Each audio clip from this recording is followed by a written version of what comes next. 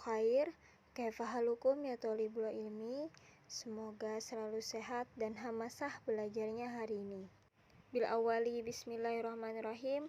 Materi pendidikan agama Islam dan budi pekerti kelas 12 hari ini akan membahas tentang bab 4, meyakini qada dan qadar Allah Subhanahu wa taala.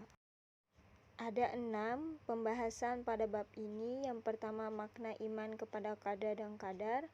Yang kedua, dalil. Yang ketiga, hubungan qada dan qadar. 4, peran ikhtiar dan tawakal terhadap ketentuan qada dan qadar.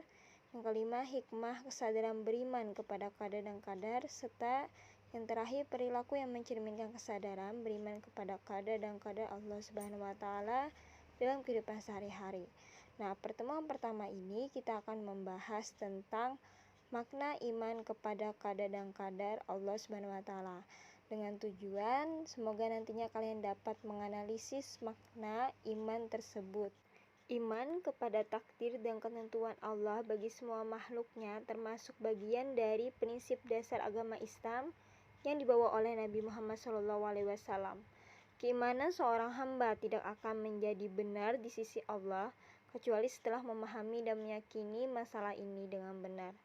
Nah, pengertian iman kepada qada dan qadar Allah Subhanahu wa taala terbagi menjadi 2, yakni secara bahasa dan istilah. Secara bahasa, makna qada adalah hukum, ketetapan, pemberitahuan, dan penciptaan, sedangkan qadar menurut bahasa adalah kepastian, peraturan, dan ukuran. Sedangkan makna menurut istilah qada adalah ketentuan atau ketetapan Allah Subhanahu wa taala tentang segala sesuatu yang berkenaan dengan makhluknya, meliputi menciptakan atau menghidupkan, meniadakan atau mematikan, dan merubah keadaan mereka sebelum menciptakannya sejak zaman ajali atau terdahulu sesuai dengan iradah kehendaknya yang maha sempurna. Sedangkan qadar adalah perwujudan ketetapan dari qada terhadap segala sesuatu yang berkenaan dengan makhluknya yang telah ada sejak zaman azali sesuai dengan yang Allah takdirkan. Untuk lebih memahami, maka disimpulkan makna qada adalah sesuatu yang berkaitan dengan makhluk Allah Subhanahu wa taala tersebut belum terjadi, yakni baik dalam hal menghidupkan, mematikan atau meniadakan, dan merubah keadaan mereka, yang mana ketiga hal tersebut sifatnya masih berupa tulisan yang berada di Lauhil Mahfuz. Sedangkan qadar yakni sesuatu yang berkaitan dengan makhluk dan sudah terjadi sehingga dapat diketahui oleh manusia. Jika kedua makna tersebut digabungkan, maka iman kepada qada dan qadar adalah meyakini dengan sepenuh hati adanya ketentuan Allah SWT yang berlaku bagi semua makhluk hidup.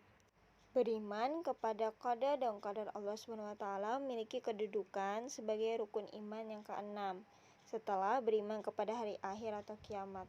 Umat Islam wajib meyakininya. Setiap makhluk tidak akan terlepas dari qada dan qadar Allah SWT yang telah berlaku semenjak ruh dimasukkan ke dalam jasad. Hal tersebut sesuai dengan hadis Nabi Muhammad SAW yang artinya, Abdullah ibnu Mas'ud radhiyallahu an berkata, Rasulullah SAW bersabda, beliau adalah seorang yang benar lagi dibenarkan, yaitu dipercaya. Sesungguhnya setiap orang di kalangan kamu dihimpunkan kejadiannya dalam perut ibunya selama 40 hari berupa nuftah atau air mani, kemudian menjadi segumpal darah selama waktu yang sama, kemudian menjadi segumpal daging selama waktu yang sama, kemudian dikirimkan kepadanya seorang malaikat, lalu dia menghembuskan kepadanya ruh. Dan dia diperintahkan dengan 4 kalimat, yaitu supaya menulis rezekinya, ajalnya, amalnya, dan adakah dia celaka atau bahagia. Demi Allah yang tiada Tuhan melainkannya, sungguhnya salah seorang dari kalangan kamu akan beramal dengan amalan ahli surga, sehingga jarak antaranya dan surga tidak lebih dari sehasta. Lalu dia didahului oleh ketentuan tulisan kitab, lantas dia mengerjakan amalan ahli neraka, lalu dia memasuki neraka. Dan sesungguhnya salah seorang dari kalangan kamu akan beramal dengan amalan ahli neraka, sehingga jarak antaranya dengan neraka tidak lebih dari sasta. Lalu dia didahului oleh ketentuan tulisan kitab, lantas ia mengerjakan amalan ahli surga, lalu dia memasuki surga. Hadis riwayat Bukhari dan Muslim. Dari hadis tersebut dapat diketahui bahwa setelah Allah SWT memasukkan ruh ke jasad janin, ketika janin berumur 120 hari atau 4 bulan 10 hari, Allah kemudian memberikan 4 catatan takdir kepada janin, yaitu berupa rezeki, kematian, amal, dan nasib bahagia atau nasib sengsara. Hal ini sering disebut dengan suratan takdir.